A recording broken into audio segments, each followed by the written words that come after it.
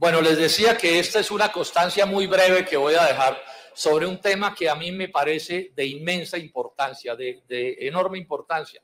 Va a ser lo último que voy a decir en este congreso, voy a ser breve y lo dejo un poco como preocupación a los colegas que sigan aquí en esta institución, como para los que lleguen. Tiene que ver con el problema de la democracia y de la separación de los poderes y de los derechos del Congreso y de los congresistas, o sea, nada menos que sobre el tema de la inviolabilidad de los actos de los congresistas, de sus opiniones y de sus puntos de vista, tanto dentro de la institución como fuera de la institución. Como se ve, estamos hablando de una cosa muy importante y repito, voy a ser bastante breve. Bueno, tiene que ver con esto. Hace 3 años ya, el doctor Néstor Humberto Martínez me hizo una acusación por injuria y calumnia ante la Corte Suprema de Justicia, en 2 sentidos, una acusación penal y una acusación civil. Es la segunda vez que lo intenta. En el 2017 ya me había puesto una demanda parecida y tuvo que retirarla. Es una denuncia astuta, porque no se refiere a las cosas que yo he dicho aquí adentro del recinto, sino a unos trinos que envié. Astuta porque cree él en su viveza que puede violar la Constitución y la ley, porque lo que yo digo no lo dije para esos efectos aquí adentro del recinto, sino afuera del recinto, aun cuando tenía que ver con todos mis debates. Esto se refiere a los 4 o 5 ya debates que yo he hecho sobre el tema de Odebrecht. Entonces él dice que yo lo calumnié y lo injurié y me hace esa denuncia. Entonces estamos en una controversia con la Corte Suprema de Justicia. Mis abogados, el doctor Ramiro Bejarano y Ana Bejarano, tenemos una controversia respetuosa, por supuesto, con la señora magistrada Cristina Lombana y con el conjunto de la Corte Suprema de Justicia que la ha respaldado. Y eso me parece más grave de lo que está pasando. ¿Tiene que ver con qué? Con que si yo soy o cualquier senador es sí o no inviolable por sus opiniones, queda en ejercicio de sus funciones como legislador. O si esa inviolabilidad no existe, o si, como está ocurriendo, ese tema lo desata la Corte Suprema de Justicia, pero nadie sabe cuándo, porque el proceso está en curso. Llevamos 3 años y esta es la hora en que no hemos logrado que la Corte Suprema diga si yo soy sí o no inviolable por mis opiniones como senador de la República.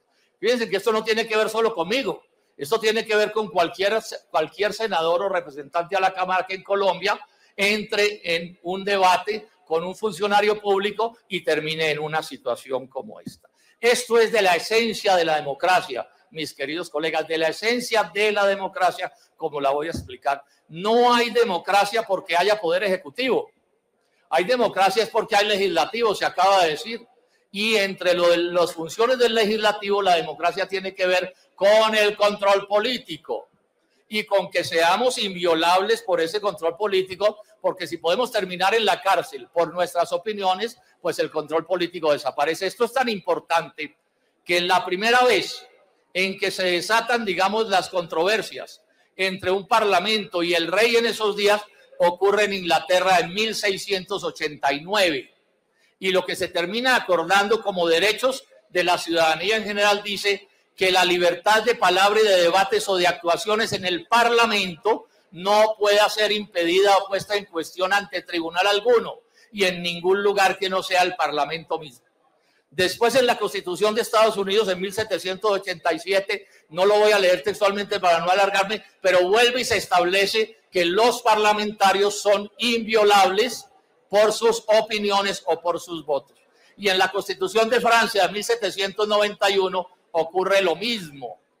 Esto es de la esencia, repito, de los derechos democráticos del Parlamento. Y la Constitución del 91 en Colombia, en su artículo 185, dice: los congresistas serán inviolables por las opiniones y los votos que emitan en el ejercicio de su cargo.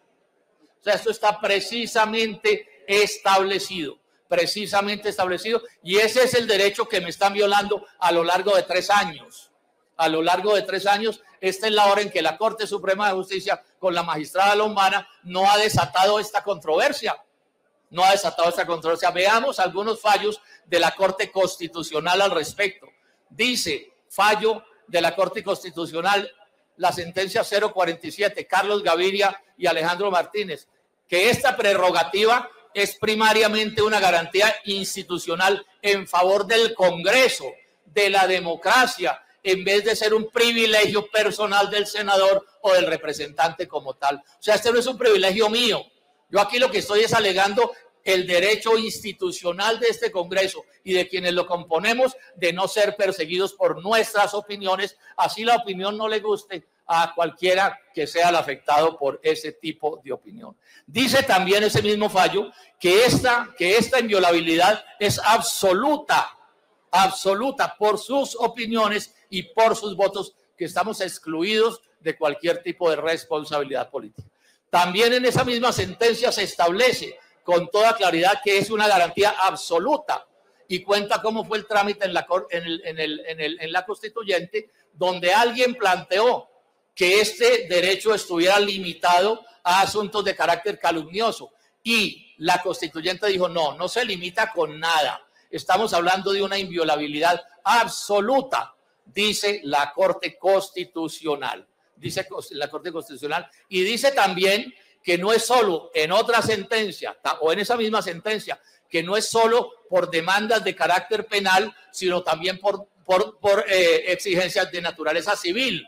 Y yo estoy imputado por las dos, por asuntos penales y por asuntos penales y civiles. Y en otra sentencia, la 1174 del 2004 dice esto, dice que un congresista, todos aquí colegas, no puede ser investigado, yo estoy siendo investigado, 3 años de investigación llevo, no puede ser detenido, no estoy detenido, no puedo ser juzgado y estoy siendo juzgado porque la investigación es parte del proceso del juzgamiento. Y lo que yo le estoy diciendo a la Corte es, desáteme mi petición de inviolabilidad y si me la niega, bueno, proceda como quiera. Pero no puede ser que se adelante el proceso y después de 3 o 4 o 5 años, entonces a uno le dicen, no, es que usted es inviolable y entonces queda libre de cualquier tipo de situación. Esto, repito, es bien importante. Sobre esto, además, ya hay sentencias y hay jurisprudencia. No es solamente este caso, hay precedentes judiciales. A Gustavo Petro, siendo senador, por algo que dijo en el periódico El Tiempo, en desarrollo de un debate que se había hecho aquí, lo acusaron con el argumento de que es que no lo había dicho en el recinto, sino que lo había dicho en un medio de comunicación. Y la Corte Suprema de Justicia, en decisión de ese momento, dice que es inviolable también por lo que dijo en desarrollo de ese debate en un medio de comunicación. O sea que la astucia de Néstor Humberto de imputarme, de acusarme, porque esto se está refiriendo a trinos, por supuesto que no resisten ningún análisis desde el punto de vista de los precedentes constitucionales. Lo mismo apareció con otro caso de un representante de la Cámara, William de Jesús Ortega. El Consejo de Estado, también tratando sobre estos temas, en el caso de Enrique Gómez Hurtado, porque como senador de la República, en desarrollo de algo que había dicho aquí en el Congreso, dio en la televisión unas declaraciones, entonces lo acusaron también por las mismas, una circunstancia parecida a la que yo estoy discutiendo aquí. Y también el Consejo de Estado señaló que no cabía ese tipo de denuncia porque se estaba defendiendo la inviolabilidad. Y hay una decisión de la Corte Constitucional que de manera precisa se refiere a las plataformas interactivas, que en este caso son asimilables a el caso de los trinos. Algún día en este proceso me van a revisar la inviolabilidad, pero yo 3 años en el proceso y falta ver cuántos van a terminar y cuántos van a faltar para que este asunto se termine definiendo. Termino diciéndoles esto. Yo tengo la tranquilidad de conciencia que ni he mentido, ni he engañado, ni injuriado, eso no es cierto. O sea, ustedes saben que yo soy cuidadoso en mis intervenciones y en las cosas que digo. Tengo la absoluta certeza de que gozo y al final este proceso se tendrá que desatar, si se cumple la Constitución, en mi beneficio.